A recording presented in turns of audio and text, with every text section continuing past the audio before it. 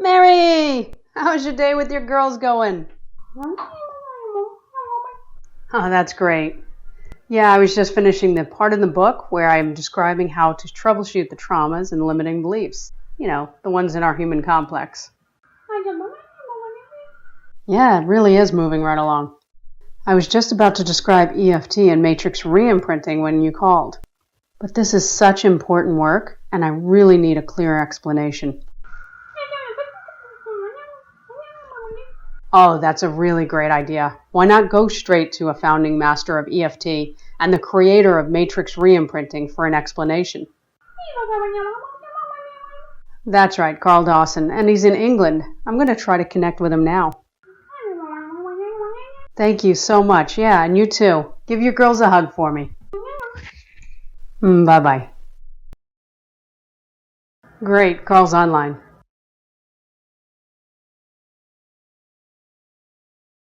Hi, Karl. Thank you so much for your help.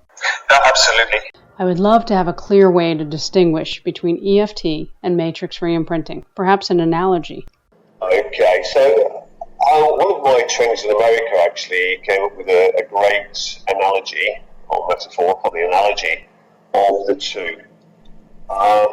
EFT works by, so we're tapping on these meridian points that clears the information in various energy fields in our body. To be clear, Karl, the meridians are the body's energy pathways. These are the pathways acupuncturists and shiatsu practitioners use to clear energy blocks affecting our physical, our emotional, mental, or spiritual well-being. With EFT, are we tapping on those same energy pathways? Absolutely. EFT, done properly, you would see a client's problem, which could be an addiction or a personality problem or phobia, allergy, whatever it might be. We have techniques to go from a problem to get back to a specific memory. With EFT, the analogy would be like looking at a movie. We watch movies all the time. We might like dramas or scary films or sad films. But these films, we look at our films from our lives, our past, our early lives, our childhoods. When you look at the memory with EFT, you start to re-experience the feelings. These flows of air energy come back into the body. We re-experience them. We have the sick feeling in the stomach, the stomach feeling in the chest, the blockage in the throat, so on and so on. And as we experience these feelings, tapping on these meridian points, these very powerful meridian points, clears that information, clears that energy.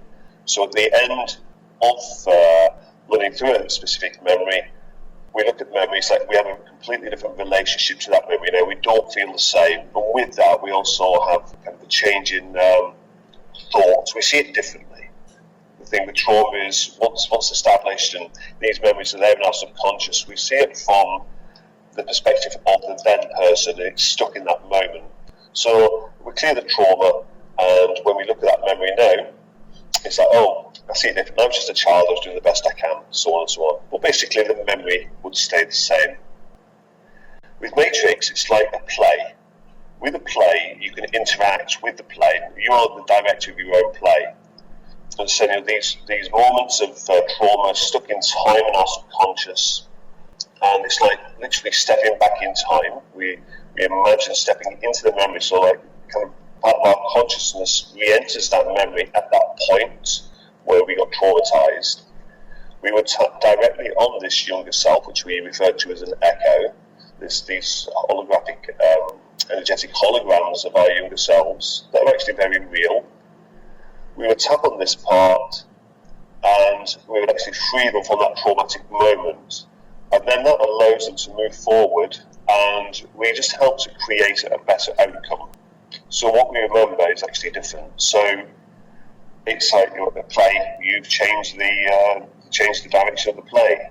So EFT, you resolve the trauma of a memory, but with Matrix, you resolve the trauma and you actually change subconsciously what you see, what you remember, and most importantly, what you decided from that day. Wow, that's really, really clear and helpful. Thank you so much, Karl. Wonderful. I wish you a successful year with your work, Karl. Okay, thank you so much, Kelly.